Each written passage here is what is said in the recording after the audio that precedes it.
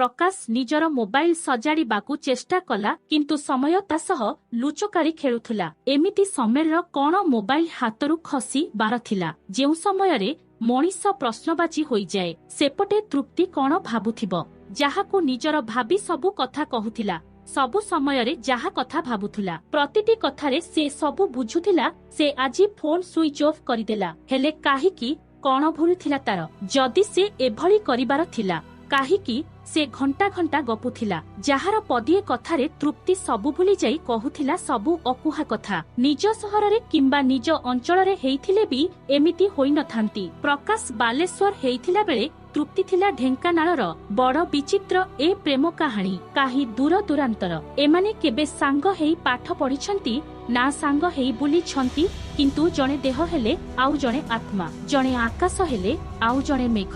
मु एठारे तृप्तिर रूप और गुणर वर्णना करी आपण मानक अमूल्य समय नष्ट करिबि नाही, किंतु एतिकी मने रखंतु तृप्ति हेउछि सुंदरता और निरीहतार मूर्तिमन्न प्रतीक। आउ प्रकाश जणे सरल निरीह स्वाभिमानी मनीष, जहार नीति आदर्श सबुकिछि, जहार जीवनर चिंताधारा एक शोषण मुक्त समाज गढ़ी इतिहास सृष्टि करिबा और समाजरे थिबा अंधविश्वास कुसंस्कार विरोध रे लड़ाई करी साम्यवाद प्रतिष्ठा करिबा। पिलादिनरु प्रकाश दुख जंत्रणारे गति करिछि बोली से अनेक स्वप्न देखुछि, हेले सबु किछि भांगी तृप्ति पाखरे बंधा पड़िछि। जदि से मुक्त तेबे काहीकि तृप्ति विषय रे एणे तेणे भाबुछि। तृप्ति पई काहीकि निश्रुत से एमिति चिंता करू करू घरे आसी पहुँचिला। घरे पहुँचिला परे प्रकाशर माँ पचारिले, एते राति जाई केउठी थिलु?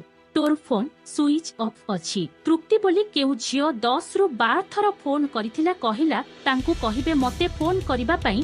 से झियो किए कोन हेछि तार उत्तर रे प्रकाश, से मो सांग टिके असुविधारे अछि, मते फोन करिथिला, मु कथा हेउ हेउ फोन तळे पड़ी भांगी गला। सेइथु पई से व्यस्त हेउछि कहू कहू तृप्तिर फोन आसीगला।